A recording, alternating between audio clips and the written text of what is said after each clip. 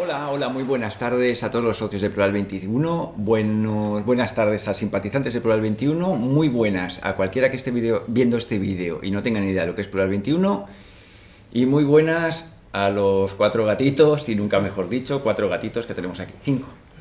Hoy tenemos aquí con nosotros a Brigitte, de apellido Burchard. Buchats, para hablar de un tema que es peliagudo y que fácilmente os lo encontraréis a lo largo de la vida, y yo me lo he encontrado bastantes veces en mí mismo. Para empezar, era un drama para mí de pequeño. Brigitte nos hablará de la gestión del miedo a la muerte en niños, adolescentes y adultos. Brigitte, ¿cómo empezaste en esto? ¿Cómo llega alguien a ser capaz de mantener una conversación sobre este tema? Bueno, yo creo Espera, que... saluda a la cámara. Ay, hola, sí. Hola, José Luis también. Que yo creo que este tema, sobre todo, es por mi proceso personal, que también, como tú has dicho, también me he encontrado con este tema muchas veces. Y también, gracias a lo que he estudiado, ¿no?, la terapia que estoy haciendo, me lo encuentro también muchas veces en mis pacientes. Y sobre todo últimamente creo que es un tema muy actual, muy importante, y creo que se debería saber muchísimo más sobre esto, de dónde surge este miedo, ¿no?, por qué lo tenemos, qué podemos hacer con este miedo. Y hoy no creo que pueda, bueno, si acaso abordarlo un poco por encima, porque en realidad tengo también hecho un taller sobre este tema, donde también, aparte de la parte de esto teórico que voy a explicar hoy, también habrá como ejercicios para como poder sentir un poco lo que le pasa a cada uno con este tema, para ver un poco cómo se podría enfrentar a esto, cómo llegar incluso a una cierta aceptación, ¿no?, de que no haya un miedo tan exagerado, ¿no?, sino que poco a poco nos lo podamos tomar más con calma. ¿Crees? Yo, por mi experiencia, a medida que llega la madurez, el sujeto empieza a aceptar. ¿Lo compartes tú, esta opinión? Depende de la persona, ¿no? Depende también de su vida, de lo que... Eso es una de las cosas de las que quería hablar ahora también, ¿no? Depende un poco cómo ha enfocado su vida, qué sentido le ha podido dar a su vida. Cuando llegamos al final y tenemos la impresión que nos queda todo por hacer, que ha habido muy poca satisfacción, muy poca conciencia, ahí el miedo es muchísimo más grande, y hay personas mayores que buscan agarrarse a la vida como sea, ¿no? Incluso cuando ya están mal, hasta el último minuto no pueden soltar, ¿no? Y en cambio otras personas que tienen como esto, como una satisfacción, como dice, bueno, yo ya he vivido lo que tenía que vivir, he hecho lo que he venido a hacer aquí, ¿no? Y ahora pues toca morirme y puedo soltar, ¿no? Depende mucho de la persona. Brigitte, ¿te dejo sola y tú misma? Espérate, que ya verás. Ahora puede que haga el tonto la cámara. Vale, bien. Pues Brigitte, ahí tienes a tus espectadores. Muy bien. Tú misma. Bueno, pues un poco lo que me ha preguntado antes José Luis, ¿no? La primera cuestión era ¿por qué, no? Hablo yo de un tema que es bastante tabú, o totalmente tabú casi, ¿no?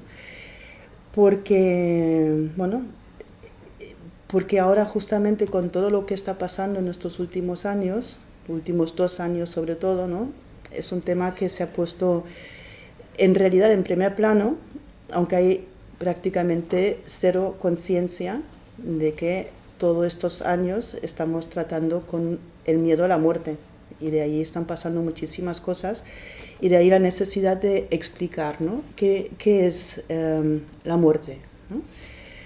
y porque la vivimos como la vivimos y todo, ¿no? Entonces, lo primero que me viene es decir que es una transición, es algo que forma parte del ciclo de la vida, ¿no? Todo es cíclico en la vida, ¿no? Es decir, el día, la noche, un mes, un año con sus estaciones, ¿no? Y la vida en general, ¿no? Es cíclica.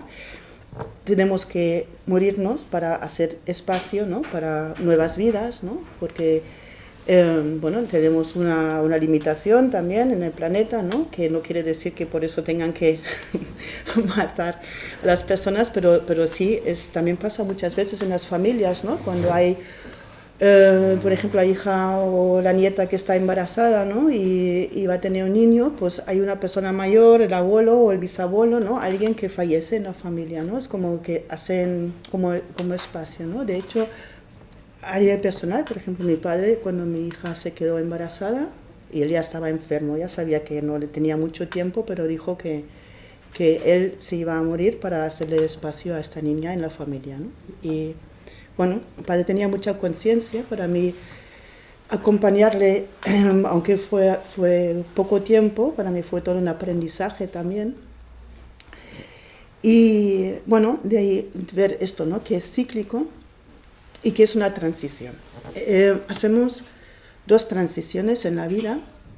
La primera es el nacimiento, que también venimos de un espacio, ¿no? Que es el útero, y de ahí pasamos al otro, ¿no? Que es ya fuera del útero, de repente es como un mundo, ¿no? Totalmente nuevo. El bebé dentro del útero conoce ya este espacio, ¿no? Es todo oscuro, recogido, a veces no tanto, pero bueno, que pasan también muchas cosas dentro del útero, ¿no? Pero bueno, es un espacio que ya conoce y de repente nace, pero para el bebé va a algo totalmente desconocido, ¿no? Es una transición. Y la muerte es lo mismo, ¿no? Nos vamos a un lugar que no sabemos muy bien a dónde, más allá de las creencias de cada uno. Lo que está claro es que somos energía, ¿no? Energía, digamos, compacta, ¿no? Que se hace materia, ¿no? Y cuando nos morimos, pues la energía pues, sigue, ¿no? La energía no desaparece, sino se transforma. Esto es seguro. ¿Qué pasa exactamente con esta energía? Si sabemos o no sabemos, que sé dónde vamos, si hay un Dios o no lo hay, pues estas son las creencias de cada uno, pero lo de la energía es innegable, es así, ¿no? Entonces de ahí tenemos esta transición que tenemos que hacer. Y entonces hay una cosa muy importante en estas dos transiciones, que es el contacto.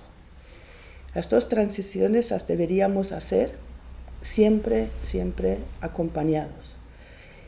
Nacer, por cómo está montado el sistema hospitalario y todo, nacer muchas veces, aunque las mamás no quieran, pero muchas veces los bebés nacen en soledad, ¿vale?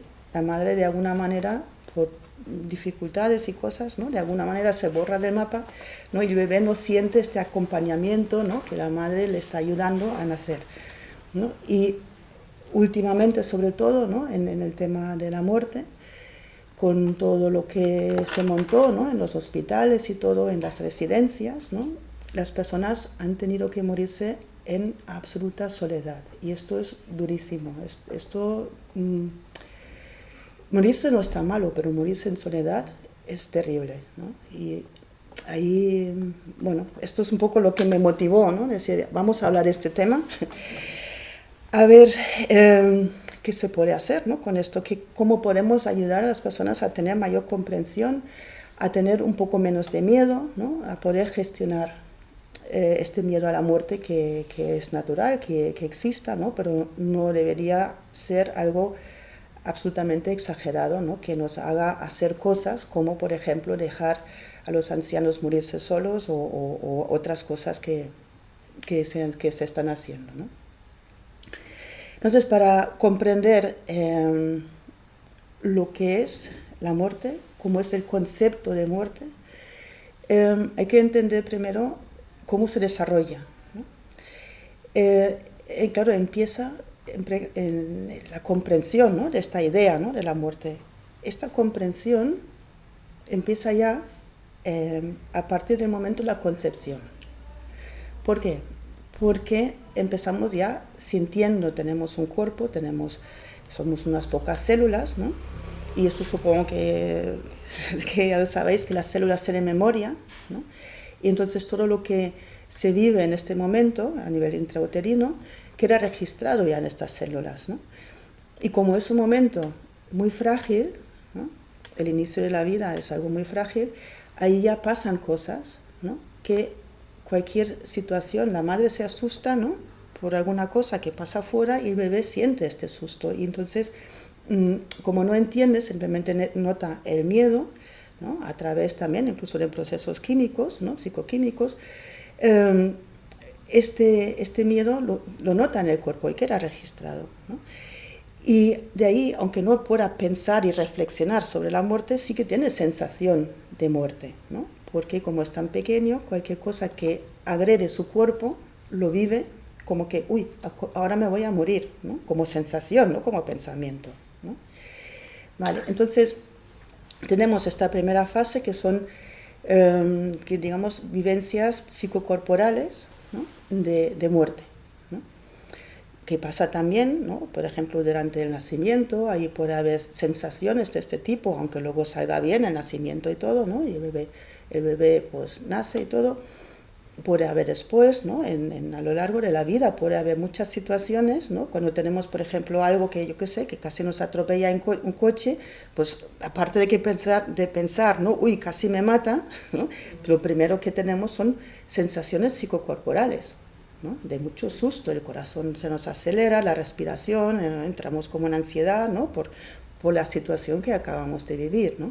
Pues a un bebé le pasa exactamente lo mismo, incluso ya dentro de la barriga y después y a lo largo de todo el desarrollo, ¿no? Toda la vida.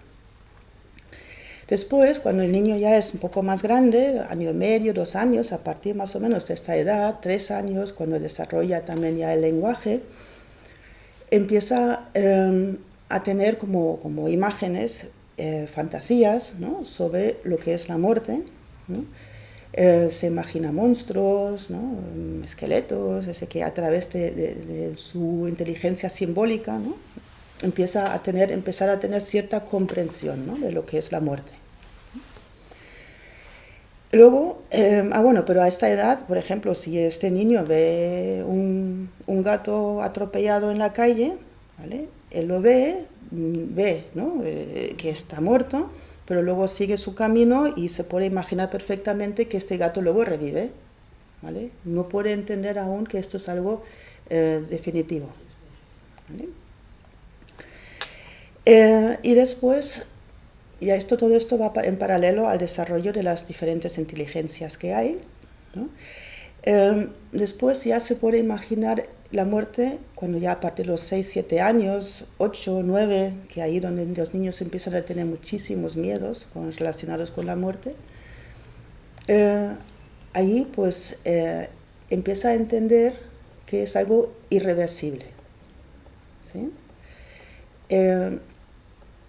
También puede empezar a entender que esto le puede pasar, por ejemplo, también no solamente, por ejemplo, a su mascota o ¿no? A alguien, sino también esto ya cuando es un poco más mayor, 8, 9, 10 años, ¿no? A su mamá, a su papá, que también les podría pasar. Lo que aún no acaba de entender que también le podría pasar a él, ¿vale? Esto viene un poco después, ¿vale? Y esto es ya más al inicio de la adolescencia, ¿vale? Que empieza a entender este concepto también de la universalidad, ¿no? Que es algo que le puede pasar absolutamente a todas las personas, incluido a él, ¿no? Al niño o la niña, ¿no? Entonces, esta idea, ¿no? De la universalidad en la adolescencia es algo que realmente les preocupa muchísimo, ¿vale? De ahí empiezan a leer, a reflexionar, a hacer preguntas y les empieza a interesar, por ejemplo, temas filosóficos y todo, ¿no?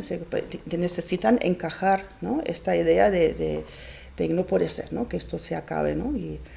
Y ahí necesitan también, ¿no? En todo este proceso, bueno, no lo he dicho, en todo este proceso lo que necesitan es sentirse muy acompañados y muy comprendidos, ¿no? Cuando un niño, por ejemplo, de 8 o 9 años tiene mucho miedo que papá o mamá se pueda morir y es capaz, porque si hay una buena relación lo puede incluso decir, ¿no? Dice, oye, mamá, tengo miedo que te puedas morir, ¿no?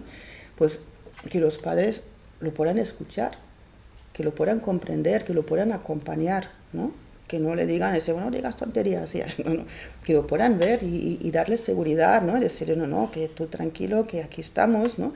Es verdad que todo el mundo se puede morir porque ya pero soy joven, estoy sana, ¿no? Y aún tengo muchos años por delante, ¿no? Así que yo quiero estar contigo, no te voy a dejar solo, ¿no? Por ejemplo, esto sería una respuesta pues, que necesitarían escuchar, ¿no? Y en la adolescencia también hacen preguntas, ¿no? Y papá, mamá, ¿no? ¿Cómo lo veis, no? Esto, lo de moriros, ¿no? ¿Tenéis miedo de esto? O, ¿no? Que se pueda hablar de este tema en la familia sería muy importante, ¿no? Vale, esto es un poco de lo que sería el desarrollo, ¿no? De esta idea de muerte, ¿no? Y entonces también sería importante entender en qué situaciones podemos tener miedo a la muerte, ¿no? Un niño o también un adulto, ¿no? ¿Qué es lo que nos da miedo a morir? Y ahí hay que diferenciar dos situaciones, ¿no? Una sería el miedo real o justificado, ¿vale? Está pasando algo ahora mismo, en este momento, ¿no? Que me despierta el miedo a la muerte, ¿no? Por ejemplo, lo que he dicho antes, ¿no? Que no tienes cuidado al cruzar la calle y casi te atropella un coche, ¿no? Esto, ¿no? Este susto, aquí ha pasado algo de verdad, ¿no? O vas por la calle y te viene alguien a atracar y te pone un cuchillo delante y, ¿no? También, es decir, que estamos en una situación real y está pasando algo de verdad. Por lo tanto, el miedo a la muerte está, digamos, justificado, ¿no? Tiene su sentido, ¿no? Lo que no tiene sentido, pero sí que lo hacemos todo el mundo, ¿no? Es como desplazar nuestro miedo a la muerte cuando en realidad no está pasando nada por lo que tengamos que tener miedo, ¿vale? Por ejemplo, hay personas, ¿no? que les da miedo salir a la calle, ¿no? En el fondo, ¿por qué tienen miedo?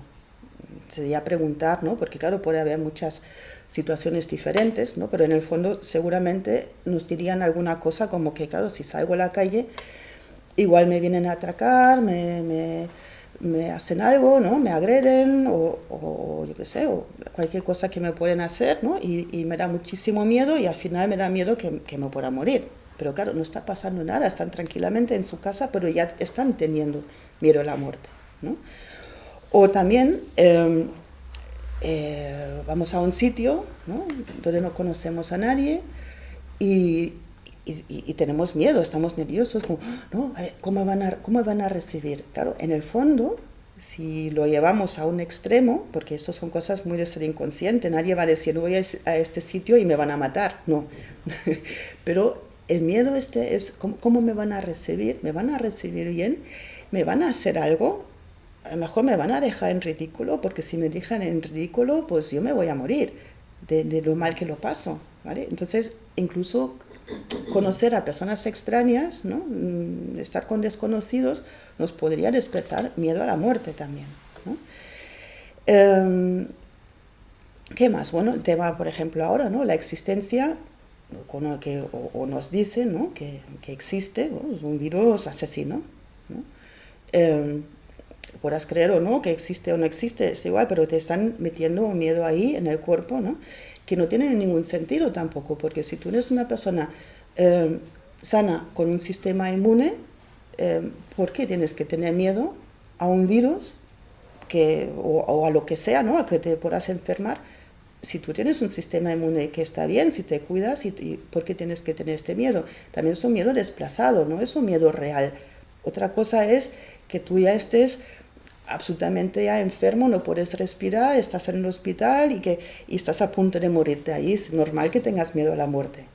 Pero si tú eres una persona sana, solamente el hecho de salir a la calle y cruzarte con otras personas por la vía pública no debería darnos miedo.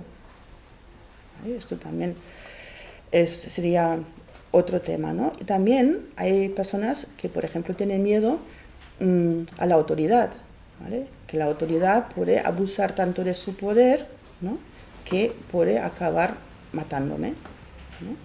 Que tampoco es del todo descabellado porque pasa, ¿no? Yo qué sé, una guerra o a veces detienen a una persona con mucha violencia y al final, bueno, sí, podría pasar, pero claro, ¿te está pasando? ¿No? ¿Por qué tienes miedo de hablar, por ejemplo, yo qué sé, con un profesor o con un médico o con un, ¿no? Es como la autoridad, ¿no? Y hay estos miedos también, ¿no? Y luego también hay otro miedo muy frecuente que es el miedo a la exclusión social. Es como algo así como una muerte social, como una muerte en vida, ¿no? A mí no me aceptan en ningún sitio, me quedo ahí aislada y sola, por lo tanto no puedo sobrevivir, ¿no?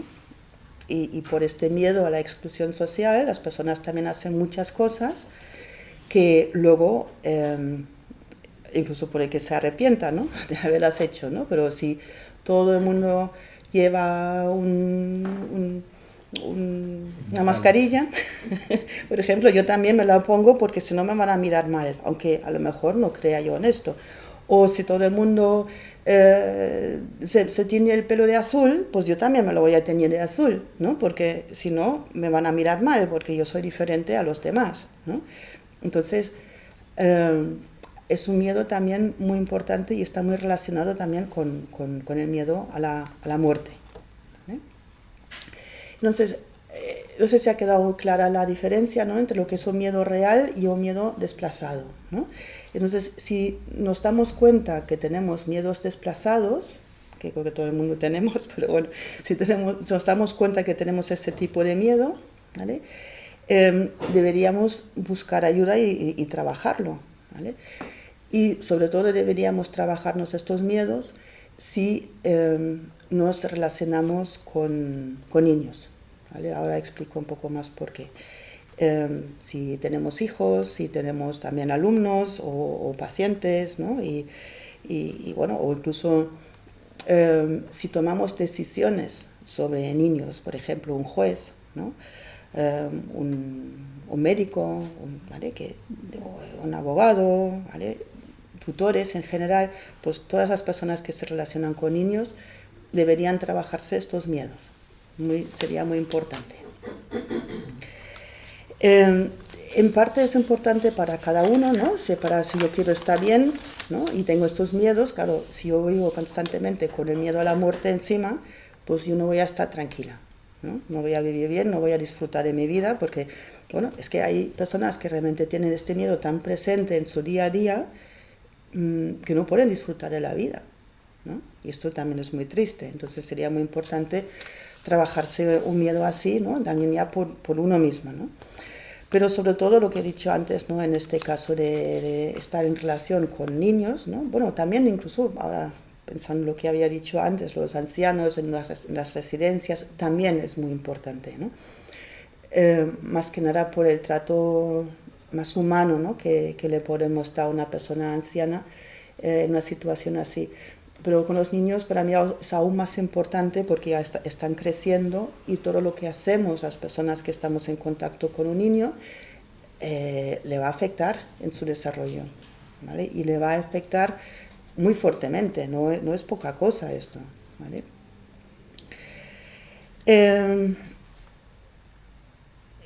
¿Por qué le va a afectar? Porque claro, si un adulto tiene un miedo desplazado, ¿cómo se va a relacionar con el niño? Pues se va a relacionar desde este miedo, le va a proyectar este miedo. Inconsciente, no lo va a hacer con maldad ni nada, ¿no? Pero bueno, es lo típico que si soy yo una persona que igual me caigo muchas veces, ¿no? Igual tengo miedo de que mi hijo se va a caer constantemente, ¿no? Y entonces, ¿qué le voy a decir? Oye, no corras, no te muevas, no saltes, ¿no? ¿Por qué? Porque tengo miedo de que se va a hacer daño entonces yo lo voy a limitar, ¿no? Entonces, claro, yo digo, no, lo hago por su bien, lo hago porque lo quiero mucho, porque lo quiero cuidar, no quiero que le pase nada, ¿no? Y el adulto se queda tan tranquilo, como decir, no, pero es que no es cierto, eso es tu miedo, no es el miedo de tu hijo, y tú le estás casi impidiendo de que se pueda desarrollar con libertad, con seguridad y todo, porque le estás metiendo tú un miedo, ¿no? Sin querer, sin darte cuenta, pero se lo estás metiendo este miedo. Entonces, ahí es tan importante trabajárselo, ¿no? Porque claro, si no nos lo trabajamos, por ejemplo, le podemos generar mucha ansiedad a un niño, ¿no? La ansiedad ¿no? No lo hago bien, si me voy a caer, pues me van a reñir, ¿no? ¿no? Y mejor no me muevo, ¿no? Y ya tengo ansiedad, ¿no? Si el miedo es que el niño, por ejemplo, pueda hacer daño al adulto, que también hay estos miedos, ¿no? Pues entonces lo voy a culpabilizar desde mi miedo, ¿no? Le voy a decir, oye, no hagas esto porque me vas a hacer daño y vas a ser malo, ¿no? Como si eres malo, ¿no? Si me haces daño, eres malo, ¿no? Y bueno, esto es algo que me ha quedado muy claro últimamente, que esto antes no lo tenía tan claro, porque esto de que el niño puede hacer daño, sí que lo tenía presente este tema en los nacimientos, ¿vale? Que hay algunas mamás que cuando lo pasan muy mal, cuando lo pasa muy mal el nacimiento del niño porque hay mucho dolor, ¿no? Hay algunas que luego lo culpabilizan, que le dicen, y el daño que me hacías cuando estabas naciendo. Y, bueno, hacen comentarios así, y claro, los niños esto lo escuchan como con mucha culpa también, ¿no? Porque claro, ningún niño quiere hacerle daño a su mamá.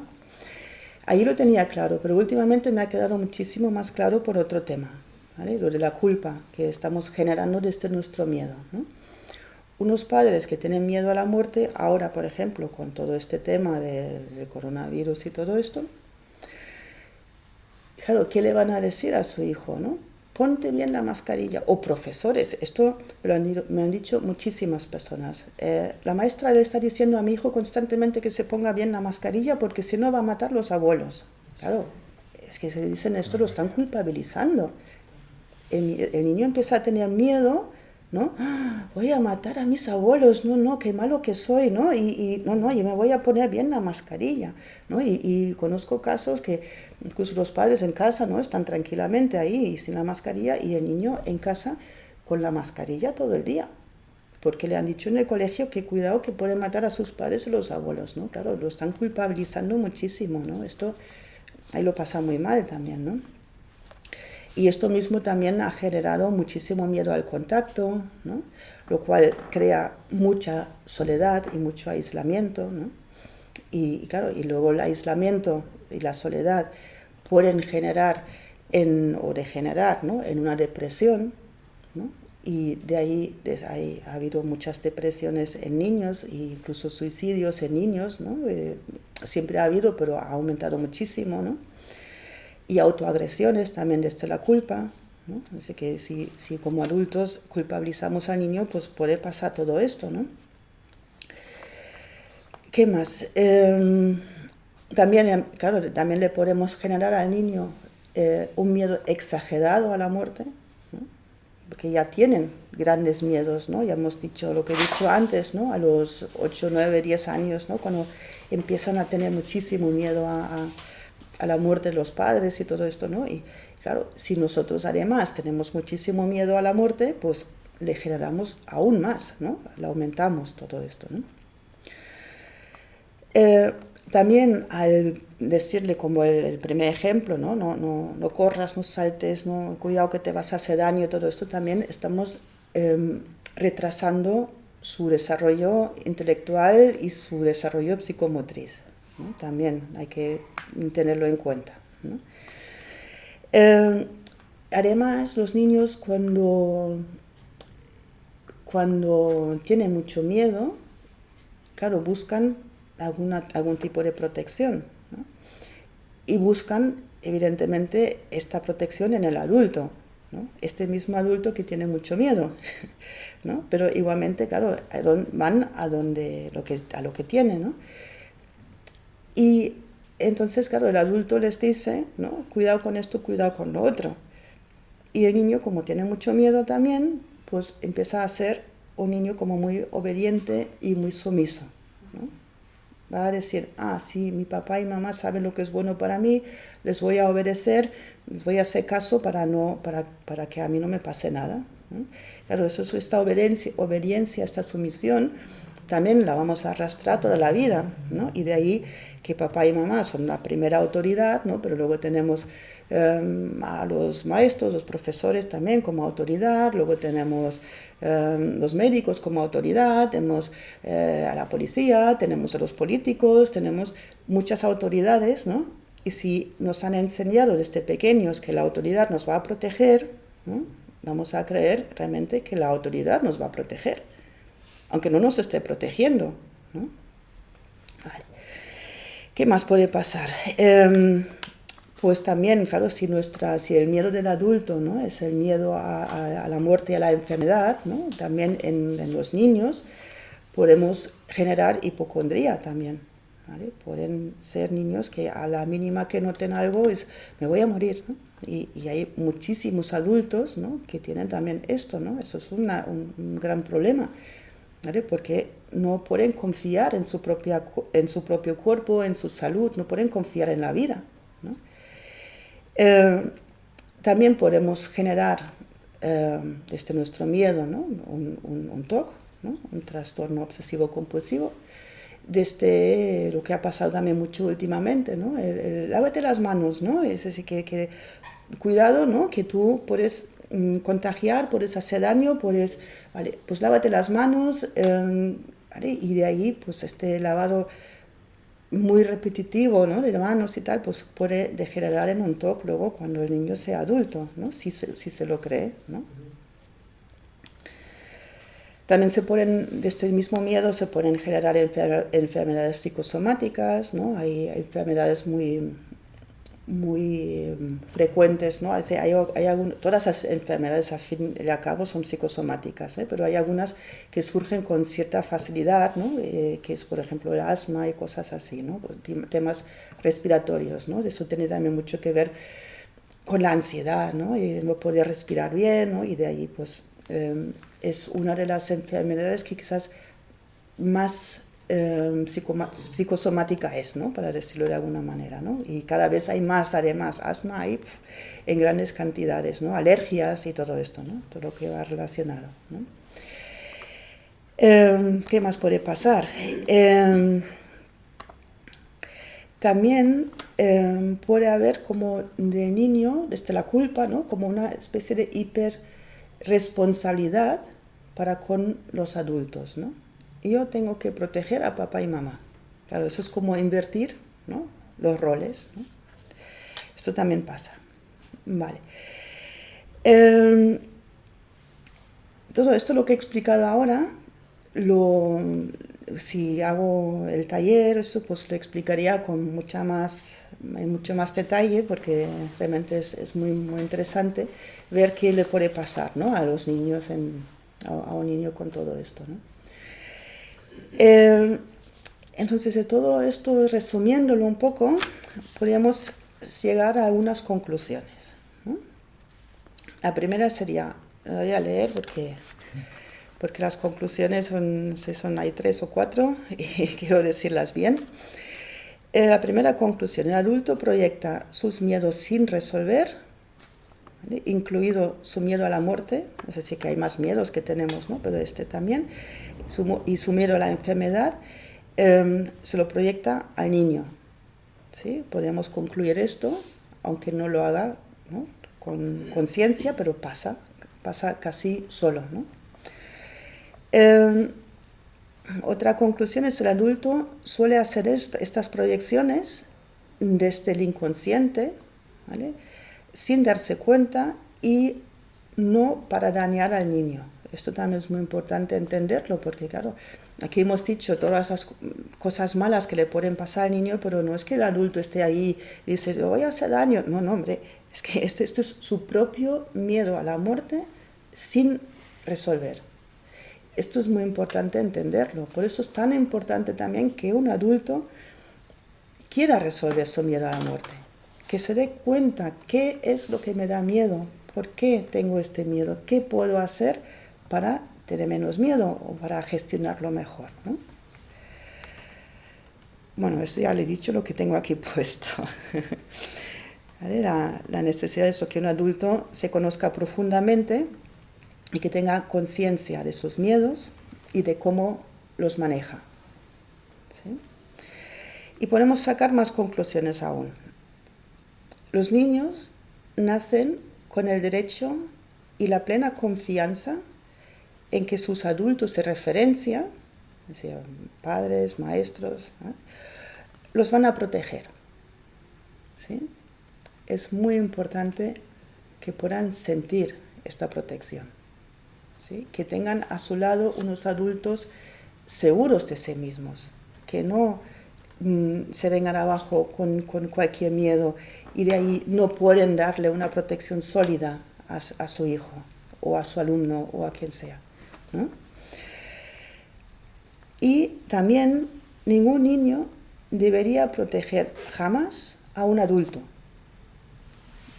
Esto es muy importante también porque va contra la naturaleza, ¿vale? O sea, imagináis una cría de una leona protegiendo a la leona.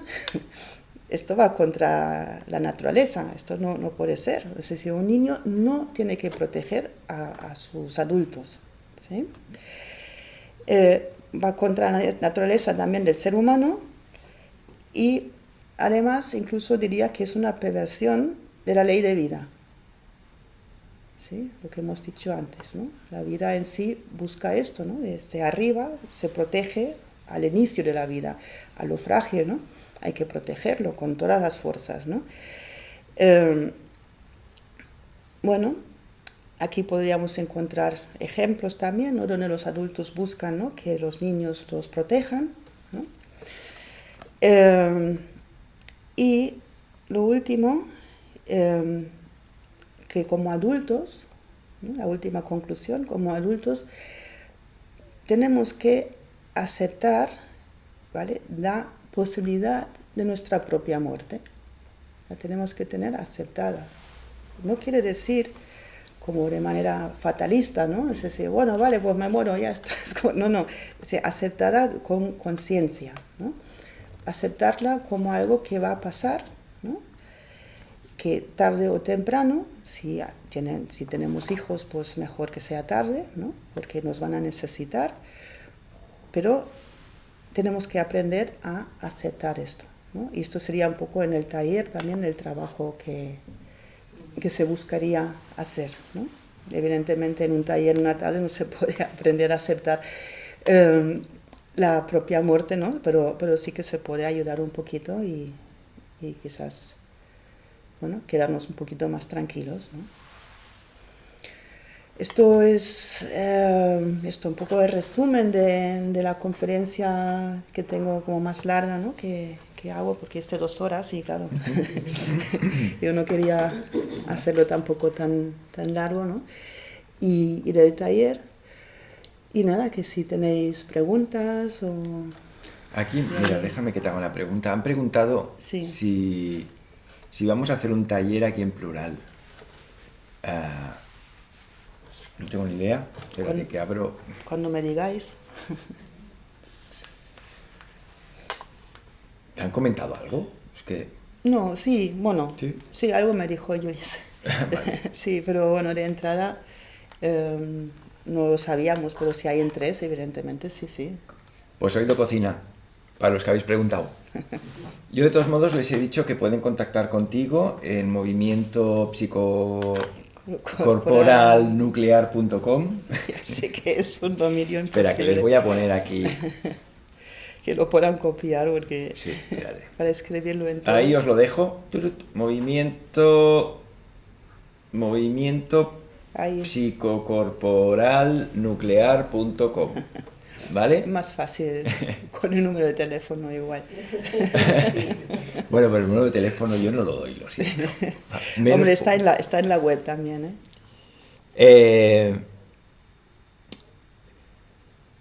Imagínate que te traigo un crío con miedo a la muerte. Uh-huh. Pero severo. Que tiene agorafobia, que no quiere salir a la calle, o sea, te estoy hablando de mi hija, por ejemplo. Se murió su abuela y a los pocos meses se hizo una agorafobia, que no quería salir a la calle, ¿Cómo hubieras abordado tú el caso?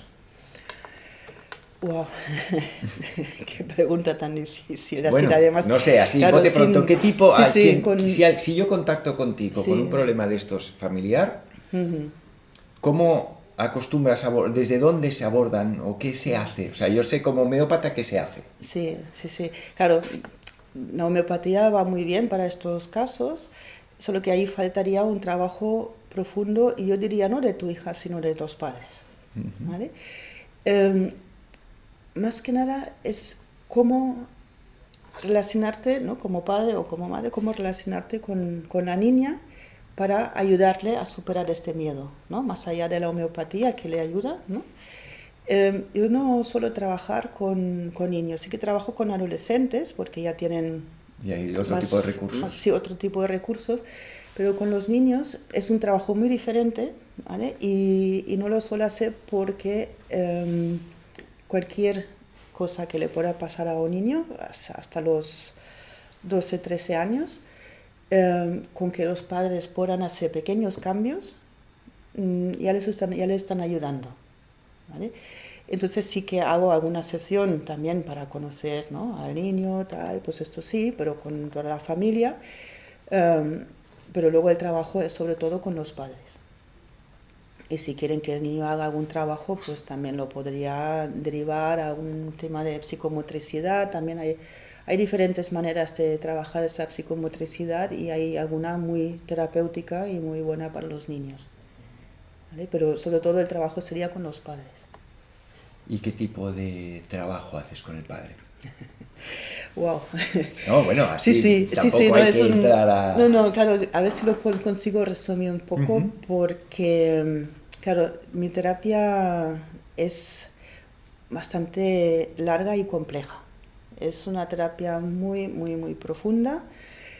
Trabaja desde la mente, es decir, hay una parte que se podría parecer al psicoanálisis, pero solo una pequeña parte, y luego entran las emociones y el cuerpo. No hay nada, digo de ese psicoanálisis en el sentido de que no hay una guía, es decir, que el paciente habla, explica lo que le venga, ¿no? En este sentido no hay algo que yo voy dirigiendo, ¿no? Pero sí que luego voy haciendo preguntas, ¿no? Sobre cosas que podrían, por ejemplo, estar relacionadas con este tema, ¿no? Para ayudarle a la persona a conectarlo más, a entrar más profundamente, ¿no? Aparte de entender a nivel cognitivo, ¿no? Ese qué pasa con este tema de la muerte, ¿no?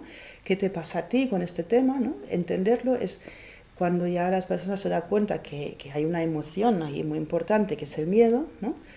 Es, vale, pues y tú puedes sentir este miedo, ¿no? ¿Dónde está? ¿No? ¿Qué miedo es? ¿De dónde te viene? ¿Dónde lo notas? ¿Dónde lo sientes? Y si realmente puedes sentir este miedo, y esto ya te digo que es ni en una sesión y a veces ni en un año ni en 3 años de terapia se O puede sea, al fin, conseguir realmente llevas al conectar sujeto a conectar con el miedo en con el sí. miedo en la misma sesión, sentir el miedo a la muerte. Me estoy muriendo aquí en la sesión, siento que me estoy muriendo aquí mismo. Claro, nadie en su sano juicio entra ahí voluntariamente. Porque eso digo que es una terapia Sí, sí, muy sí, sí, complicada. sí, sí. ¿Por qué buscamos en esta terapia entrar ahí? Porque, ¿cómo lo explico así, como muy resumido? Claro, somos cuerpo, emoción y mente. Es algo absolutamente inseparable. Y todo lo que hemos vivido a lo largo de nuestra vida, desde el inicio, desde la concepción hasta el momento cuando ya estás empezando a hacer terapia, está registrado a todos estos niveles, lo que hemos dicho antes, a nivel corporal, en cada una de nuestras células, a nivel emocional y a nivel de pensamientos, y sobre todo lo que son los mecanismos de defensa. Porque claro, nos defendemos de todo y no queremos, por eso también es un tema tabú el tema de la muerte, porque hey, no me hables de esto porque podrías sentir algo, ¿no? ¿Qué podrías sentir? Pues terror, miedo, pues no quiero saber nada de este tema. Entonces, claro, buscamos entrar ahí porque los niños, los bebés, en muchos momentos de nuestro desarrollo, hemos sentido que nos estamos muriendo. ¿Vale? Aunque estemos aquí, no nos hemos muerto, pero la sensación la hemos tenido muchas veces. Entonces, ¿cómo se puede reparar esto? Claro, porque cuando sentíamos esto, ¿había alguien a nuestro lado? ¿Había alguien realmente que nos protegiera con seguridad, con fuerza? Donde podíamos ir y decir, oye, mamá, papá, tengo miedo, que protégeme. Y que nos recibían bien, realmente nos podían proteger. Claro, y cuando aún no éramos capaces de ir hacia allí, ¿no? Y pedir esta ayuda, porque un bebé recién nacido, ¿no? Que no puede hablar, no puede desplazarse, no puede ir, pues había alguien, porque sienten terror, reviven los bebés, también, por cierto, también trabajo con bebés, esto es un trabajo súper bonito. Los bebés sienten este terror, sienten que se van a morir también, sobre todo cuando están solos, cuando no tienen los brazos, no tienen el contacto. Han venido, nos han protegido o nos han aplicado el método Estivil, nos han dejado ahí solos llorando. Sí, claro, entonces esto está registrado profundamente.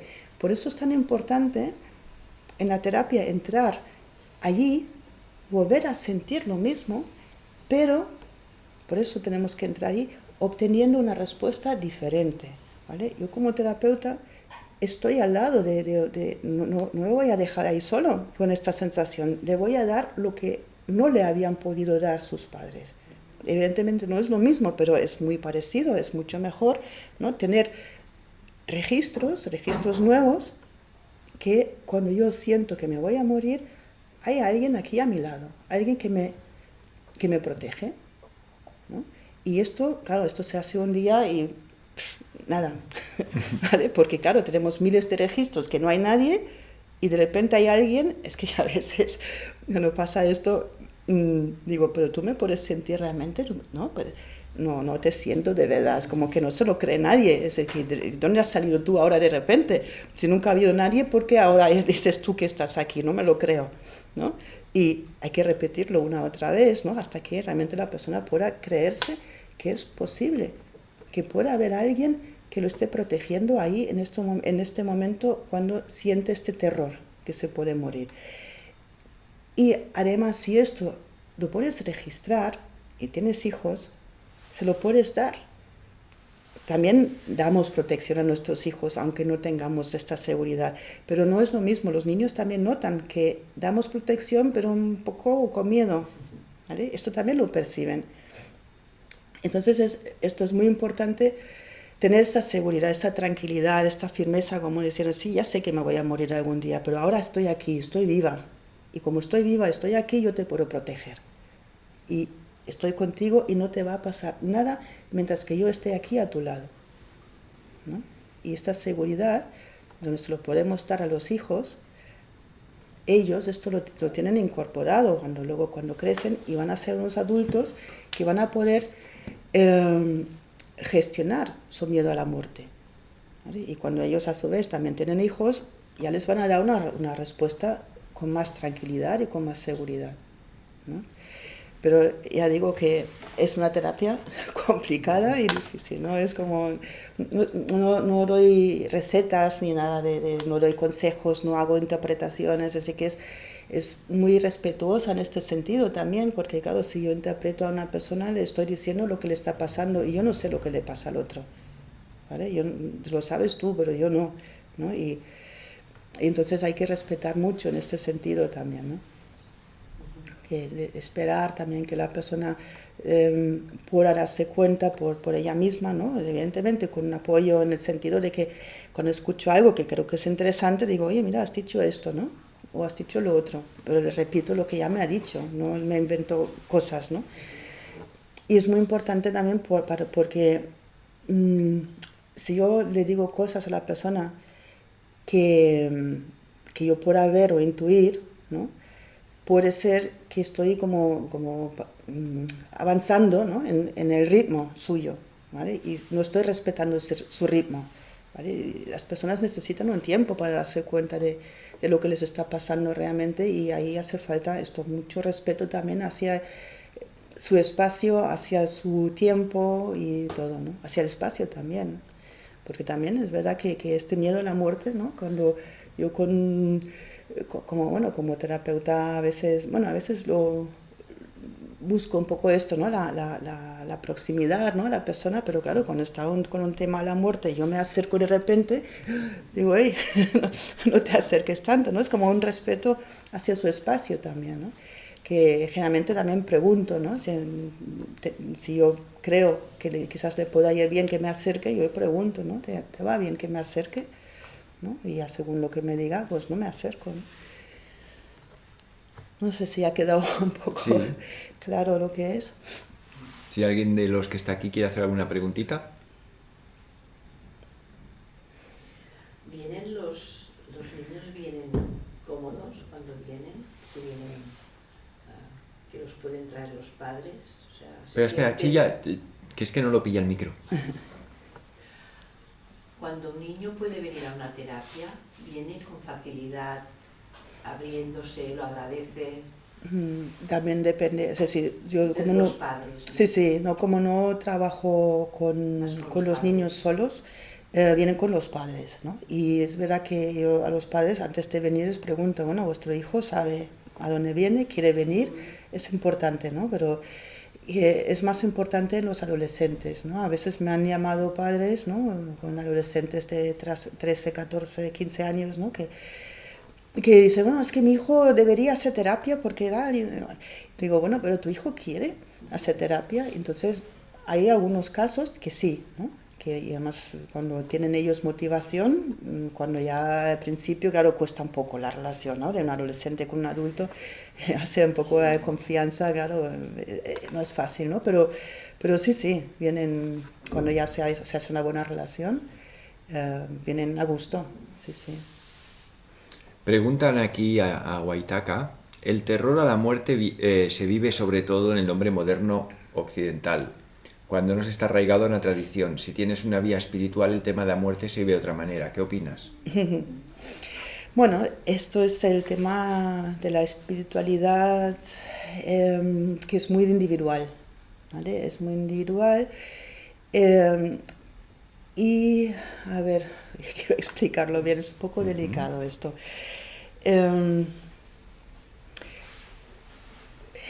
Claro, cada uno vive la espiritualidad desde donde puede y quiere. Eso es como un poco como las religiones, ¿no? Es decir, que hay muchas religiones, unos creen esta, otros creen lo otra, y la espiritualidad, pues también, ¿no? Es un poco esta conexión, ¿no? Con lo trascendental, o con el universo, Y sí,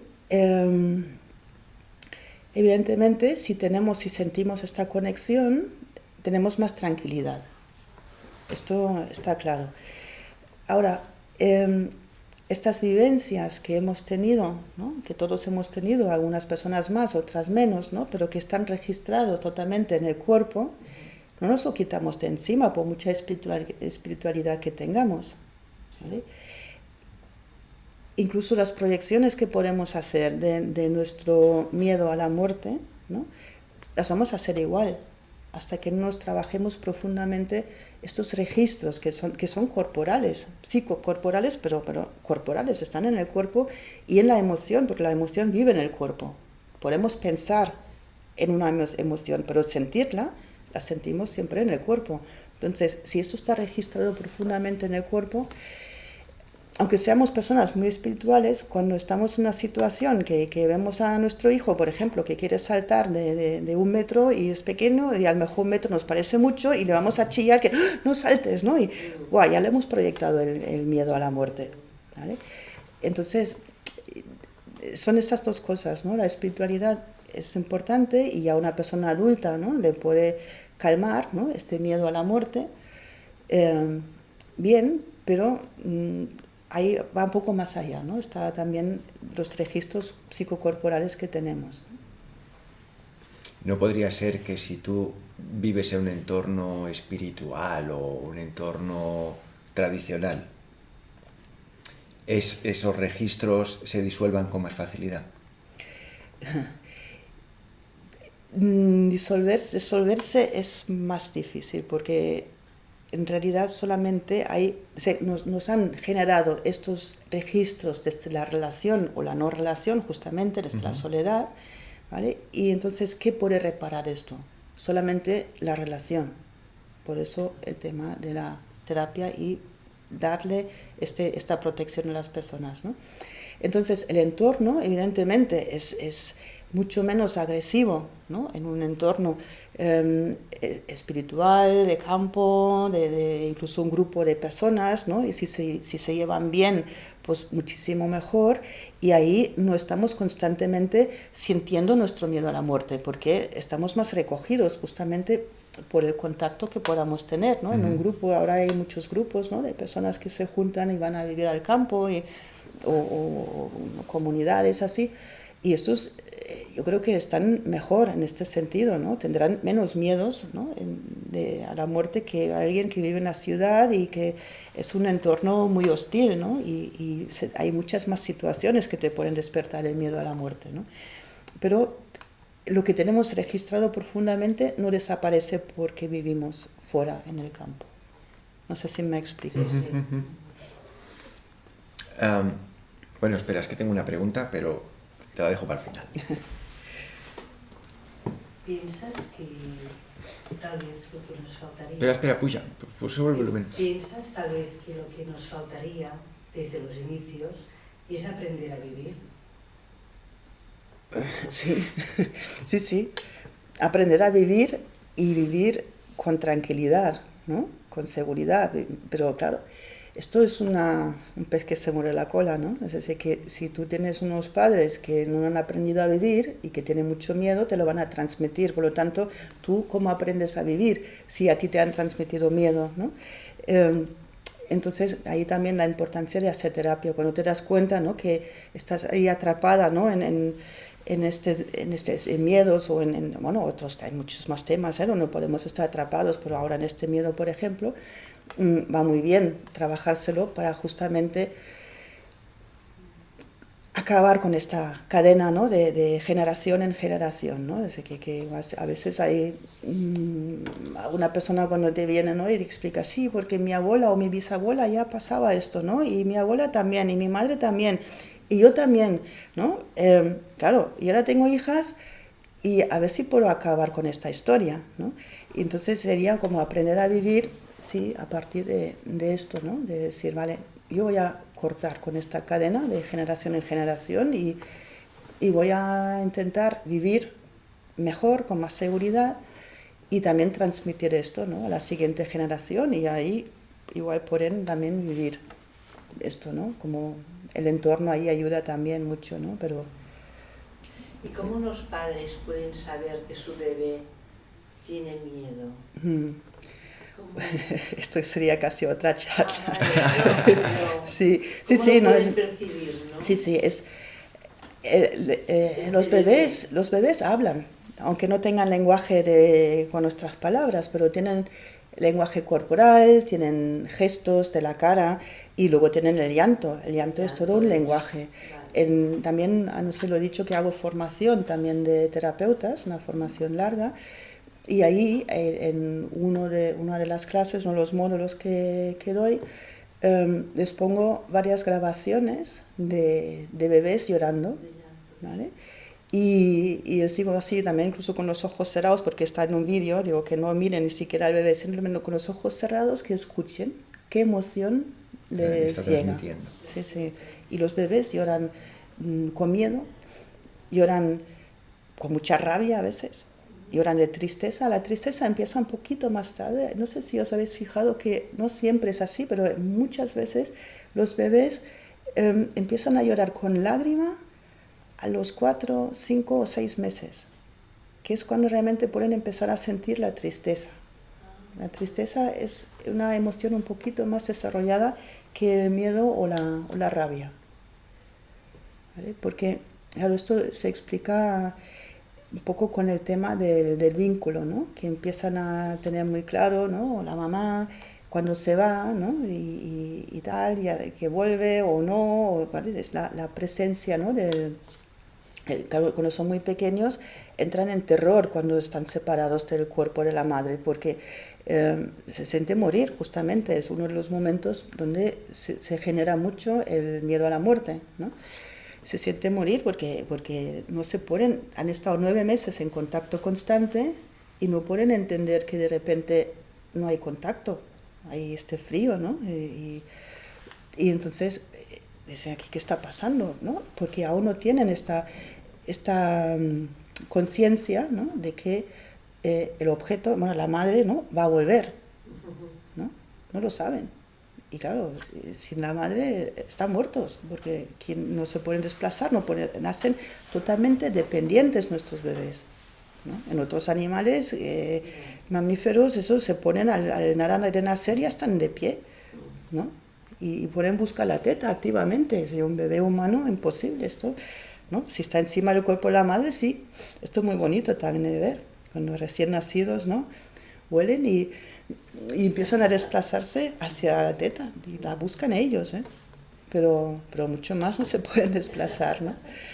Entonces, claro, cuando empiezan a sentir la pérdida, ¿no? A darse cuenta, ¿no? Que ahí empiezan a llorar con tristeza también, pero antes sobre todo el miedo, el llanto es de miedo o de rabia, sobre todo.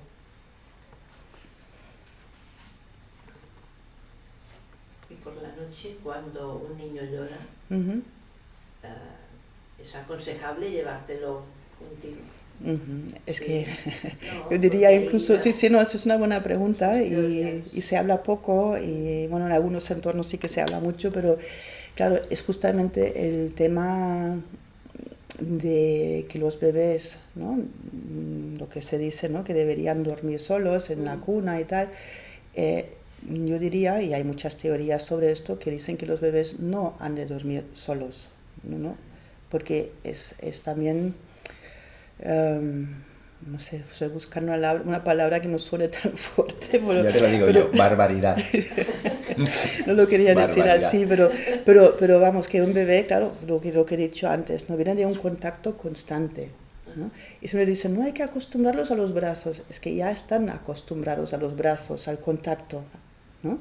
Ya tienen este contacto y es durísimo para un bebé que de repente lo dejan ahí, no lo puede encajar, esto no lo puede entender, ¿no? Entonces, por eso decía antes el método Estevil, entonces es como un método que dejan al bebé ahí llorando y es verdad que funciona en el sentido de que el bebé deja de llorar rápidamente, en una semana o dos ya no llora más, pero esto es bueno. Sí, queda dentro. Claro, es que queda dentro y le han enseñado a no expresarse, a no expresar su emoción. Y esto no puede ser bueno. Entonces, un bebé necesita el contacto constante, ¿no? Hay un libro, no sé si igual lo tenéis por aquí, de la Jan Littloff, el concepto del continuum se llama. Sí. ¿Sí? No sé si está aquí, yo lo he leído y es una barbaridad, Sí, es precioso ese libro. sí, y habla de una tribu, ¿no? Que tienen el primer año de los bebés, ¿no? El año de no tocar el suelo. Y va de brazo en brazo y está en brazo de una madre y no duermen solos, así que no, ¿para qué? Y son niños sanísimos, y niños muy seguros de sí mismos, que juegan salvajemente y no se hacen nunca daño, no se enferman, bueno, una maravilla. Y luego nunca tienen vértigo. Tampoco, no desarrollan vértigo de adultos. No. Que- Sí, claro. El vértigo tiene muchísimo que ver con el miedo a la ¿Sabes muerte. las típicas fotos que se ven obreros en los rascacielos de Nueva York sentados comiéndose un bocadillo a 200 metros de altura? Son estos indios. Sí, No sí, es coña, los cogían de esos porque nadie tenía las narices de trabajar ahí arriba. Claro. Y ellos no tienen vértigo, es una emoción Claro. Bueno, que no la conocen. sí, no, de hecho también me acuerdo en el libro ponían que en el sitio donde vivían había también como un precipicio que bajaba ahí de repente y entonces nadie le decía nunca nada a los niños, incluso los que igual apenas caminaban y se iban con los demás y se acercaban al precipicio y ninguno se tiraba para abajo, ¿no? Pero eso es la confianza en la vida, ¿no? Si un niño tranquilo, feliz, cuidado, que ha tenido contacto suficiente y todo, porque se iba a tirar para abajo. Claro. Los animales tampoco se tiran Por los precipicios. Claro, No. y nadie les ha dicho que cuidado, no, porque lo saben, ¿no? Y por eso es tan importante, ¿no? Este contacto. Y además es que es súper cómodo, porque claro, estás durmiendo ahí con tu bebé y ya no tienes que levantarte constantemente porque está llorando y cuando empieza pide teta, ¿no? Y entonces está ahí al lado de mamá, ya durmiendo ahí y antes de que llore ya le estás dando, ¿sabes? Es súper cómodo y es bonito y es bueno. Y Y que luego hay mucha preocupación, que los bebés luego no, se van a mal acostumbrar y nunca te los vas a sacar de la cama. No es verdad. Que los animales también, ¿no? No se quedan toda la vida al lado de mamá, de toda la vida mamando. O sea, no, es que hay un momento que cogen su autonomía y luego al final se independizan y, bueno, y los bebés humanos igual, tranquilos que se harán grandes. Cuando tengan 30 años ya no lo miran en cámara. Y muchísimo antes. Y muchísimo antes también, ¿no? Y si quieren venir con 30 años, que también es una vida. Sí, sí. Yo te quería hacer una pregunta. Bueno, antes de nada, os recomiendo a los que estéis viendo esto y a los 5 que estáis por aquí, en el canal de YouTube de Plural 21 podéis encontrar una lista de vídeos que se llama Concepción y Parto, donde hablamos con personas, con madres, de cómo gestionan ellas el parto, con una pediatra, homeópata también. Bueno, os recomiendo que le peguéis un vistazo que allí, entrevistando a Lua Catalá, me di cuenta de algo que nunca había tenido en cuenta, que ella, en la gestión del niño, ella introduce también los momentos previos a la concepción. Uh-huh. Que yo esto... ¡Hola! Sí, hombre, sí, claro. Si previo a la concepción ya no estás armónico, ya no estás bien, uh-huh, el niño está creado en el momento de la concepción. Si tú llegas mal a ese momento, el niño no te saldrá bien, uh-huh, por ya de base. Uh-huh. Hostia. Bueno, si esto lo reflexionamos un poco más, porque también trabajo un poco con este tema y tal,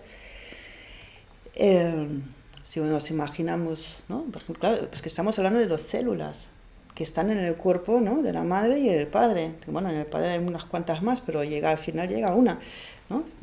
Bueno, llegan muchas, por cierto, también eso es otro cuento que nos cuentan, pero sí. Es que no es una competición, ¿no? Porque van muchas justamente para ayudarse unas a otras para que al final llegue una, ¿no? Y las demás le ayudan, ¿vale? Eso es un trabajo en equipo. Oh, yeah. Entonces estas células que llegan al final, ¿no? Estas dos, claro, también tienen memoria, como todas las células tienen memoria. Entonces todo lo que ha pasado antes, ¿no? Uh-huh. Por ejemplo, si estamos hablando de una violación, ¿no? Esto imaginaos, ¿no? Lo que ya viene con una carga.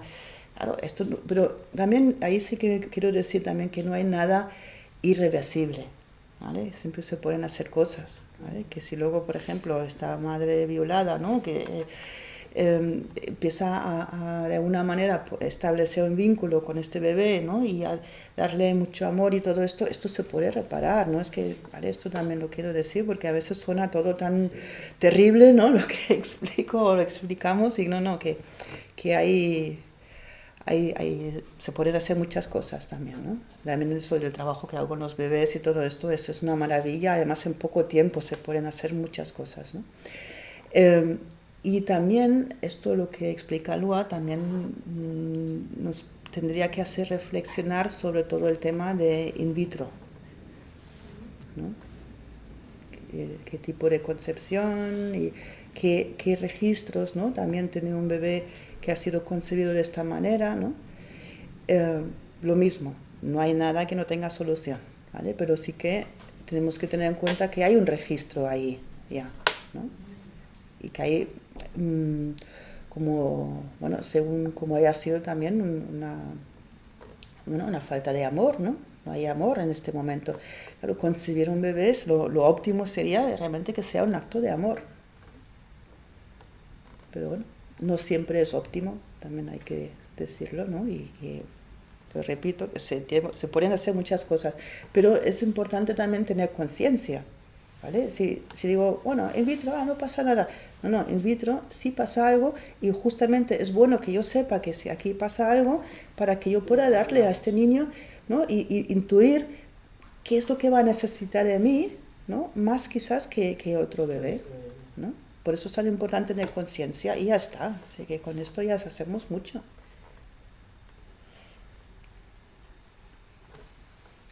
Bueno, súper agradecido, ¿no? de que nos haya explicado estas cosas tan importantes que Sube un poquito más el tono, que te pille el micro. súper agradecido, es un privilegio escuchar pues estas cosas tan importantes que son tan esenciales y que parece que a nivel general no se tiene en cuenta, ¿no? Es que yo creo que el nivel de barbarie que está alcanzando nuestra sociedad Sí, sí. tiene un mínimo de a poco que aportes. Es que estamos en un momento tan degradado que cualquier cosita que digas es bien recibida, entiendo yo, ¿no? Solo las Sin mascarillas decir con que lo los tuyo no niños. tenga importancia, Sí, ¿eh? no, pero sí, es que vamos hacia una deshumanización Deshumanización impresionante. Sí, sí. Ya llevamos años en este camino, pero... Lo que hay un... Mira, te voy a hacer la pregunta que tenía pensada antes. Hemos pasado de esto, me lo ha dicho mi padre, me lo ha dicho mi suegra, de ostras, cuando nacieron tus hijos yo reviví. Esto me lo ha dicho mi padre, me lo ha dicho mi suegra, y hablas con abuelos y dicen, ostras, es una inyección de vida ver al bebé y tener al bebé y compartir con el bebé. Sí, sí. Y hemos convertido al niño, en lugar de una fuente de vida, en un riesgo para la vida, en los últimos 2 años. Que hemos convencido a gran parte de la sociedad que estar cerca de niños es peligroso. Y hemos obligado a unos sujetos llamados profesores a convivir con el miedo al niño delante de niños, con lo cual la transmisión... Que es el miedo a la muerte. El miedo claro, al niño el niño es fuente de muerte. Sí, sí. Cuando tradicionalmente el niño era fuente de vida. Claro. ¿Tú qué te dedicas a este tema? A 10 años vista, ¿qué podemos esperar de la generación que ha vivido, que se ha sentido como veneno? O sea, les han llamado a los niños, eres un veneno, vas a matar a tus abuelos, vas a matar a tu entorno. ¿Qué esperas tú encontrarte? Un poco lo que he explicado antes, ¿no? Es una sensación de culpa impresionante, ¿vale? Porque la culpa es algo que se genera en la infancia y luego a veces te encuentras adultos y dices, ay, sí, lo siento mucho, mi culpa, tal, mi culpa. Y siempre, ¿no? Porque son adultos que de pequeños han vivido mucho esta sensación de culpa, ¿no? Y ahora estos niños, por un lado, muchísima culpa. Desde la culpa, incluso autolesiones que ya ha habido antes, pues más. Miedo al contacto con los de su misma edad, con otros adultos, ese miedo al contacto en general que lleva, también lo que he dicho antes, a un distanciamiento, a una soledad, a un aislamiento. Claro, que si no se podemos sentir las personas, si no nos podemos tocar, porque claro, este miedo se queda registrado también. Son 2 años y espérate lo que viene, pero bueno, de momento 2 años que les han ido diciendo esto. Son 2 años en la vida de un niño, es mucho, mucho tiempo. ¿Vale? Es cada día, repitiéndoles esto, ¿no? Y vamos, un miedo al contacto impresionante, más allá de la culpa también. Y luego también lo que he dicho antes, los TOCs, ¿no? Es decir, un TOC también, un trastorno obsesivo compulsivo, ¿no? Es un poco también el miedo a la muerte, ¿no? Como si lo sintiera a cada momento, no lo podría ni soportar, ¿vale? Y de ahí hago cosas para distraerme, ¿no? Por ejemplo, lavarme las manos constantemente, que está relacionado con esto, y entonces yo me lavo las manos y ya está, ya ves, ya está, ya no puedo, ya ni piensa en que podría matar a alguien porque ya está desvinculado, ¿no? Simplemente ya no hace esta relación y coge la costumbre, lavarse las manos y no tocar nada, y cuando va a un sitio pues saca un pañuelo y toca la maneta en la puerta con el pañuelo, y luego se vuelve a lavar las manos, ¿vale? Entonces es simplemente una costumbre muy obsesiva, pero además desde ahí se crea algo. Y se quita también culpa de alguna manera, porque claro, como yo soy tan limpia, ya no puedo contagiar a nadie, ya no hago daño, ¿no? Y bueno, esto lo vamos a ver en grandes cantidades, y depresiones, suicidios, bueno, yo no sé, esta generación, el daño que le han hecho a estos niños, bueno, es terrible, yo no sé cómo deshacer esto, sobre todo porque, bueno, se puede deshacer, sí se puede, pero claro, igual si ni no hay se- conciencia, si los adultos no tienen conciencia de lo que les han hecho a estos niños, ahí no se puede cambiar. Ahí no se puede cambiar. Primero tiene que haber conciencia que estos niños han sufrido muchísimo, ¿no? Tendría que haber millones de mujeres como tú. Sí. Hacen falta. Sí. Bueno, yo creo que cualquier adulto, ¿no? Con esta visión, ¿no? que se da cuenta, ¿no? del daño y sintiendo la empatía con los niños, dándoles contacto, muchos abrazos, y decirles, no, tú tranquilo, que tú a mí no me puedes hacer daño, yo ya sé que no me vas a hacer daño, ¿no? Y ven aquí, que yo te puedo coger en brazos, y respira, me puedes echar tu aliento y tampoco pasa nada, ¿no? Y un adulto que tiene esta tranquilidad, esta empatía, sí que puede ayudarle mucho a un niño. Bueno, yo estoy muy contenta con mi nieta cuando empezaban a decir todo esto de menos mal que ella no le han dicho nunca esto, porque no va tampoco a un colegio de los habituales. y nunca en casa no teníamos este miedo, y yo sé que menos mal, en plena pandemia, venía, dame abrazos, besos, y yo tan feliz, digo, menos mal, ¿sabes? Porque a mí también me va bien este contacto, ¿no? A Lo que todo tú el mundo. decías, ¿no? Es que el contacto con los niños, ¿no? Te da vida también, ¿no? Sí. Y bueno, se ha cortado la conexión, ha caído la... tac. ¿No? ¿Se ha pasado alguna vez, no? Alguna vez, sí, ¿No? va Ahora, temporadas y a ratos, llevamos El libro que habéis dicho, que habéis el dicho, concepto de continuum. el Yo lo concepto- compré aquí, en plural, hace años, Sí, tiene años ya. sí, y lo que no sé si ahora está, creo que no lo tenemos. Continuum, Continuum. con dos Ns, continuum. Sí, esta gente sí que no tenía miedo a la muerte. Es como, claro, si estás en la naturaleza y lo ves cada día, es como que ya te identificas con esto también, ¿no? Y es curioso cómo un individuo que ha pasado un año sin tocar el suelo, luego pierde el miedo a las alturas. O sea, no conoce el miedo a las alturas. No es que lo haya perdido, es que no lo conoce. No. Que a mí, yo en ocasiones, solo viendo a un trabajador limpiando cristales en una fachada, ya me siento incómodo, solo de verlo. Claro. Sí. Bueno, la seguridad que te dan los brazos, ¿no? De los padres, de la madre. Sí. Y Pero yo... claro, ahora realmente Otra vez se ha con cortado. con las madres trabajando Ah, constantemente, y los niños pues en guardería Aquí, todo esto se ha perdido. aquí entramos en otro tema, que es todo esta idea, ¿no? Que sea- del feminismo y Sí. todo esto. Ujú. A los niños esto les hace mucho daño. Mucho daño, claro. Claro, no tiene nada de natural esto. Y bueno, si me oyen me matan. Pero claro, No. es políticamente incorrecto decir Correcto, estas pero cosas, real. ¿eh? Pero Sí. es que es así. Y Sí. es que aquí ya podemos entrar están generando unas perversiones en las personas, en los niños. Incluso lo que hacen los colegios ahora, ¿no?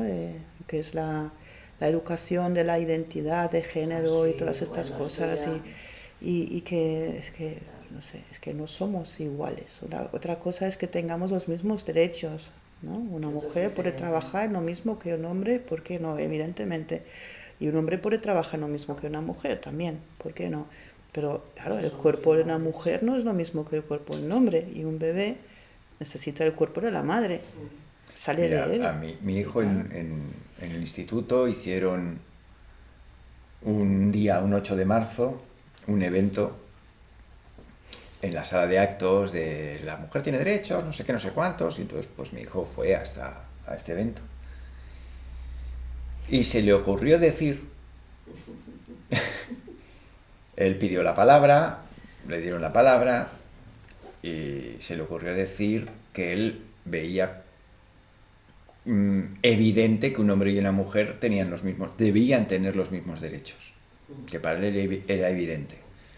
Pero que del mismo modo que era evidente que un hombre y una mujer tenían los mismos derechos, o debían tener los mismos derechos, también veía evidente que cuando hay un bebé por en medio, igual la distribución de derechos se debería ver modificada porque el bebé también tiene sus derechos. Claro, exactamente. Igual ahí la mujer no es que pierda derechos, es que se ve subyugada a una situación que es más grande.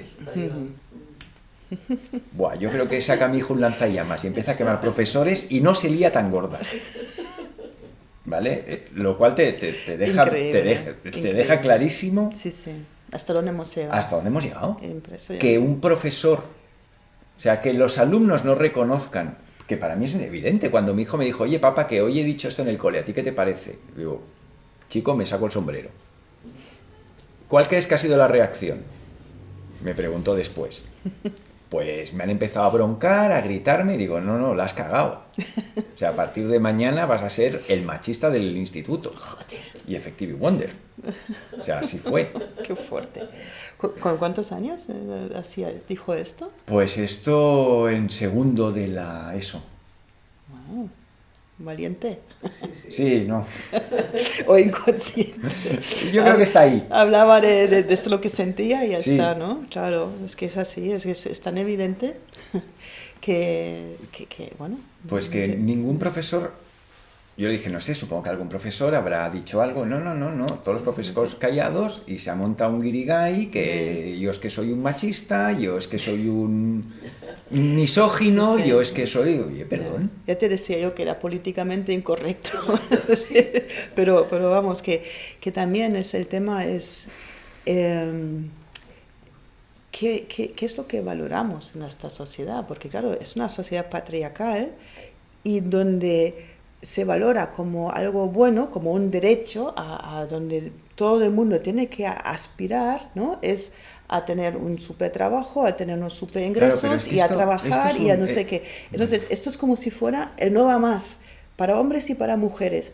Ahora, ser madre es casi peor que yo qué sé, que ser mujer a limpieza, que esto también está desvaloradísimo cuando es un trabajo súper importante, es de hombres y mujeres también, que vienen a limpiarte. Oye, a mí me han Digo, dicho- joder, qué guay, ¿no? Qué bueno, porque si no pueden hacer este tipo de trabajo, ¿no? Yo no me puedo dedicar, por ejemplo, a mis hijos, ¿no? O también a mi trabajo, ¿por qué no? ¿No? Pero si tengo hijos pequeños, es que es un privilegio poder ser madre, es súper bonito, sobre todo cuando tu hijo te necesita y cuando tú lo puedes sentir y cuando tienes una conexión con él, es que no tienes ni ganas de irte a trabajar. No, claro que no. Ningunas. Yo he estado también durante unos años trabajando en una casa de nacimientos y entonces, claro, había algunas que se lo podían montar más o menos bien en el trabajo y podían estar un año o año y medio y tal. Pero luego otras que después de 4, 5, 6 meses ya tenían que volver a trabajar y sufrían mucho. En una separación de un bebé tan pequeño, eso es un sufrimiento. Porque estas mamás pues disfrutan de estar con su hijo. Es que en realidad también lo podemos considerar una profesión y es la mejor del mundo. Antes de terapeuta y todo. Y en la que no hay igualdad, porque ahí los hombres, No, los yo por hombres. mucho que quiera no puedo ser madre. No, pero puede ser padre, que también Sí, no, es un no. privilegio. A ver, pero déjame que haga yo ahí un aporte, que es falso que vivamos en un patriarcado. Bueno, Vivimos, depende cómo lo definamos. claro, Sí. pero los hindúes que lo tienen muy trabajado esto, ellos dicen que se viene de un matriarcado, de una matrifocalidad que derivó en matriarcado, que ese matriarcado se estropeó, apareció el patriarcado y que el patriarcado, una vez estropeado, aparece el mercado. No, Sí, que es pero peor, es que es así. que es peor. Y es claro, es que ahora en el patriarcado la palabra patriarca ya viene de paternidad, ya implica tener hijos. Claro. Ya no hablamos de matrifocalidad o de matriarcado, por supuesto, ahí se da por sentado que hay hijos, pero no se puede concebir una sociedad patriarcal si no hay padres. Ya. Claro. Y vivimos en una sociedad en la que el hombre no desea ser padre y la mujer no desea ser madre. O sea, no podemos definir eso como patriarcado. Sí, sí. Y lo que ella ha dicho, ahora lo que se valora es una vida laboral súper guays, con un puesto súper que te pees, eso es mercado. Sí, sí. Es la vida del mercado. Ya no hay un hombre que dé un golpe en la mesa y diga por mis cojones se hace eso. Ahora es mi jefe me ha dicho que ahora me toca hacer esto, Claro.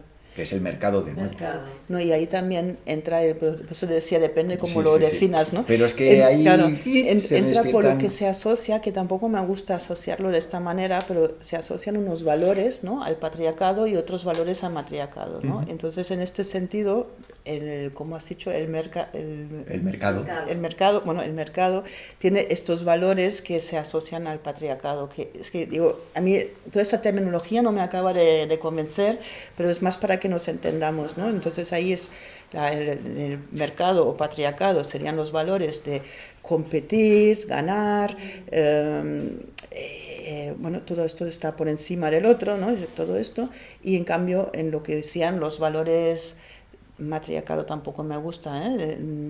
De maternaje, digamos, sería el cuidar, la cooperación, la colaboración, todo esto. Estos son otro tipo de valores. Es así como se asocia, ¿eh? Aunque la terminología ya te digo que no me acaba de convencer. Pero estos valores sí que son importantes. Y el hecho de que no existan apenas estos valores en nuestra sociedad, por eso tampoco me gusta lo del patriarcado, hacen sufrir a hombres y a mujeres, ¿vale? Todos necesitamos de cuidados, necesitamos cooperar en vez de competir. Así que todos queremos esto, hombres y mujeres, ¿vale? Por eso digo que la terminología no me gusta, pero lo que sí que se tiene que buscar es cambiar los valores de esta sociedad, que bueno, valores que casi ya no tiene. No hay. Y los que hay son estos. El mercado. Sí, competir, ganar, tener más, ser mejor, ser no sé qué. Cuando en realidad, claro, cuando en realidad teniendo más, pues igual tienes mucho menos en realidad. Esto, por ejemplo, volvemos al tema de la muerte, una persona que toda la vida ha estado buscando tener más y ser más y no sé qué, cuando se muera, y claro, ahí empezamos a mirar para atrás, cuando pilla una enfermedad, y dice, ¿qué he hecho con mi vida? ¿Qué he hecho realmente que haya tenido un sentido? ¿Qué es lo que nos da sentido a la vida? Pues el contacto, el amor, el afecto, ¿no? el estar con otras personas, el compartir. Esto es lo que nos da al final sentido, ¿no? Ayudar también, ¿no? Pero sobre competir, dice que ahí llegas al final de la vida, miras para atrás y estas personas no pueden soltar, ¿eh? Bueno, están un poco vacías, quizás. Están muy vacías y no pueden soltar. Bueno, se están a punto de morir, están ahí que no quiero, ¿no? Pues, ¿quieres hacer alguna pregunta? Tengo muchas, pero yo soy, creo que, la paciente para todo esto. Todos tenemos trabajo ahí que hacer. Sí. Bueno, yo estoy aprendiendo todo esto. Venía como viviendo de manera inconsciente sin conocerme, estoy en este proceso de autoconocimiento, de identificar los miedos. De hecho, estar aquí es como, wow, ¿no? Estoy aquí y muy agradecida porque, bueno, al final del universo todo se alinea para que pueda estar aquí comprendiendo un poquito más acerca de los miedos. Y también que he leído, tenía alguna lectura de cómo nosotros elegimos la familia, ¿no? para experimentar todo esto.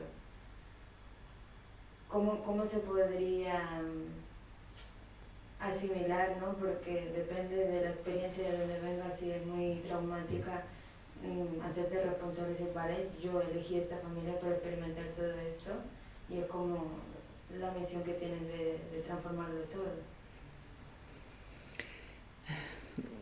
Conozco esta teoría y no me gusta. ¿Por qué no me gusta? Yo quiero explicar, porque si no es como que no te gusta, porque si no, es que yo le he dado mucha reflexión, le he dado muchas vueltas, pero elegimos, si es una elección es absolutamente inconsciente, ¿no? ¿Por qué no me gusta entonces? Estamos, de repente nacemos ahí en una familia, ¿no? Nos conciben y ahí luego nacemos. Y con esta teoría, de alguna manera lo que hacen, los padres, ¿no? Que la conocen, de alguna manera es como un alivio para los padres. Así que, bueno, yo ya sé que no lo estoy haciendo bien, incluso lo estoy haciendo fatal, pero claro, como mi hijo ya ha elegido venir de aquí con nosotros, pues mira, ya se lo trabajará. como quitarle responsabilidad a los padres, ¿no? Por eso no me gusta. Sí que es cierto que, claro, si nacemos en una familia, esto nos da un trabajo, y a veces un trabajo de por vida, ¿no? De encajar esto, de cómo, lo que decía antes, ¿no? De romper, porque las familias tienen estas historias de familiares también, ¿no? De una generación a la siguiente, ¿no? Y el trabajo que tenemos, si realmente cobramos conciencia, porque también podemos no cobrar conciencia y no hacemos nada y se lo pasamos a la siguiente generación y ya está.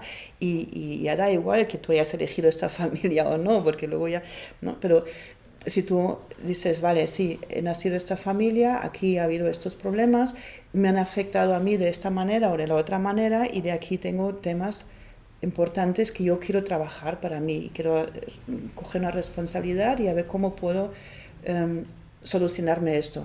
Claro, para eso sí que es importante, ¿no? Tener esta conciencia, pero no como el fatalismo, como diciendo que, vale, pues mira, esto es lo que me ha tocado vivir, porque he elegido esto. Mira, haber elegido mejor. no sé. Claro, a mí me parece una teoría un poco dura. Es Sí. una oportunidad de aprender cosas, ¿no? Es bonito cuando empieza el camino y dices, pues doy un paso, luego otro, y vas aprendiendo sin darte cuenta, y un día pues sientes satisfecho o satisfecha, ¿no? De haber hecho un camino hacia pues a eso, a crecer, a aprender. Sí, al final, entiendo que esa teoría al final es, el niño decide desde dónde comienza su camino de autoexploración y desarrollo. Y al final, bueno, pues sí, o sea, yo le veo insustancial. Sí, no, el niño escoge, vale, ya, pero... Claro, por eso, para el niño es insustancial. Al final tendrá que hacer lo mismo, claro, que cualquiera, que es trabajarse, ser él, aprender a limitar sus miedos, aprender a limitar sus ansiedades. Sí. Se lo va a encontrar igual, haya nacido donde haya nacido. Claro. ¿O te crees que los hijos de Bill Gates no toman antidepresivos, ni ellos están ahí en el logom todo el día? No, yo creo que sabe muy bien que la medicación es malísima y no están tomando nada. No, pero que el no tomar medicación, como no hagas determinado tipo de trabajo sí. Y nazcas donde nazcas, lo tienes que hacer. Sí, por eso es que esta teoría en sí es esto, ¿no? Es que, claro, yo he nacido en tal familia y sí, me están dando trabajo, ¿no? Aquí tengo que hacer cosas, ¿no? Conmigo. Y lo otro es esto, ¿no? Como descarga un poco a los padres de responsabilidad esta teoría, y esto a mí no me gusta, ¿vale? Los padres no son culpables, pero sí que son responsables, ¿vale? Y esto es diferente, no es lo mismo ni de lejos, ¿eh? Es muy importante entender esta diferencia, pero que los padres deberían saber que tienen ahí una responsabilidad muy importante y se tendrían que mirar, se tendrían que dar cuenta. Y por eso también es lo que me encanta en terapia, es empezar a trabajar con gente joven ¿no? Que también he tenido algún caso, ¿no? Muy pocos, pero sí he tenido alguno, ¿no? Que aún no eran ni papás, ni mamás, ni nada, y luego conocen una pareja, y luego ya son padres, claro, y a lo mejor incluso los dos hacen terapia, y claro, hay una conciencia muy diferente. También la cagan, ¿eh? Sí, sí, por supuesto. Todo el mundo, ¿eh? Todo el mundo, porque todo el mundo tenemos una historia, no hay padres perfectos, y esto también es así, y es muy importante también que nos lo podamos reconocer. Pero bueno, yo como madre también, que la he cagado como todo el mundo, pero igualmente hay una conciencia y que cuando los hijos ya de más mayores, ¿no? Y pueden decir, oye, esto aquí, esto me hacía daño, lo que me hacía es ahí, esto a mí no me fue bien. Ahí quizás tenemos una escucha muy diferente, ¿no? Cuando tenemos ya trabajadas nuestra propia historia, la relación con nuestros propios padres y todo, ¿no? Tenemos una escucha muy diferente a que si no hubiéramos hecho nunca ningún trabajo, ¿no? Pues vamos terminando. Sí. Yo antes, es que si no lo digo reviento, a quien esté barajando el método Estivil, por favor. Mi madre no me aplicó el método Estivil. El doctor Estivil era el doctor de mi madre, directamente. Voilà. O sea, yo me comí el método Estivil a rajatabla, pam, pam, pam. Y del listado excepto una de los elementos, todos los demás, el Menda Lerenda los ha tenido, todos. Pam. Vale, entonces, por favor, nada de método Estivil y colecho. Colecho. Sí, se nos ha dicho el nombre. Críos. Sí, colecho y teta de manda, pero no por entenderlo como que ahora es la moda, no, es que es lo natural. Sentirlo, es lo natural, es que hay que sentirlo, ¿no? Y esto es difícil también, ¿eh? Si unos padres dicen, sí, yo sé que esto es bueno y lo quiero hacer, ¿no? Pero tener un contacto tan constante del bebé ahí encima, la demanda constante, porque un bebé pide y no para de pedir, ¿no? Y como esto es muy difícil también, poder dar todo esto, ¿no? Pero bueno, sí, hagamos todo lo posible, ¿no? Como padres. Porque luego muchas de estas cosas se evitan. Ya. Sí. Y que el hacer colecho y mandar al doctor Estivil a pastar no te garantiza falta de problemas con tus hijos, que el hecho de que te trabajes no garantiza nada. Y al final el ser padre es algo que se aprende. Y solo se aprende de una manera a base de equivocarse. Sí. No hay otra manera de aprender. Sí. Entonces, tranquilidad a los que estéis mirándonos y a saco, a aprender a base de cagarla. La conciencia también es diferente. Bueno, ya, pero que luego, ostras, hablas con padres que se autofustigan y ese tío, tranqui.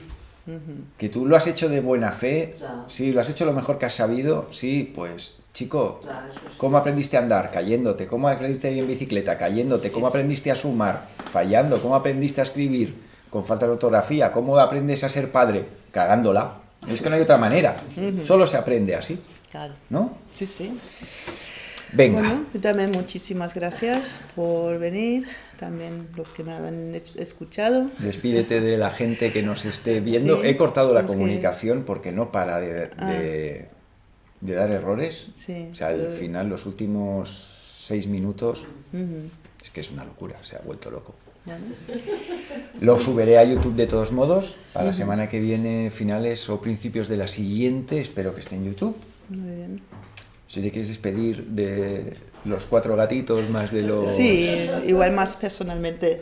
Ahora Vale. sí. ¿Vale? Pues venga, gente, nos vemos. Hasta la próxima. Un abrazo, un beso a todos.